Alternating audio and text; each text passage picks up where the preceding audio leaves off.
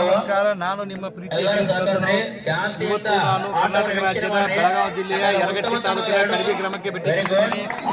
ಕಬಡ್ಡಿ ಪಂದ್ಯಾವಳಿ ನಮಗೆ ತಿಳಿಸಲಿಕ್ಕೆ ಬಯಸ್ತೇನೆ. ಮುಖ್ಯವಾಗಿ ಇಲ್ಲಿ ಒಂದು ಕಡಬಿ ಗ್ರಾಮಸ್ಥರನ್ನ ಕೇಳುವಂತ ಪ್ರಯತ್ನ ಮಾಡ್ತೇನೆ. ನಿಮ್ಮ ಹೆಸರು ಒಂದು ಏನ್ ಹೇಳ್ತಾರೆ ನಿಮ್ಮ ಗ್ರಾಮದಲ್ಲಿ ನೀವು ಕಬಡ್ಡಿ ನೋಡುವಂತ ಪ್ರೇಮಿಗಳೇ? ಸುಮಾರು ನೀವು ಕಬಡ್ಡಿ ನೋಡೋಕೆ ಬಂದು ನೋಡ್ತಾ ಇರ್ತೀರಿ. ಅಪ್ಪಟ ನೀವು ಕಬಡ್ಡಿ ಪ್ರೇಮಿಗಳು ನೋಡಿ ಫ್ರೆಂಡ್ಸ್. ಹೀಗೆ ಇವರು ಕಬಡ್ಡಿ ಪ್ರೇಮಿಗಳು ಅಂತ ಹೇಳ್ತಾ ಇದ್ದಾರೆ.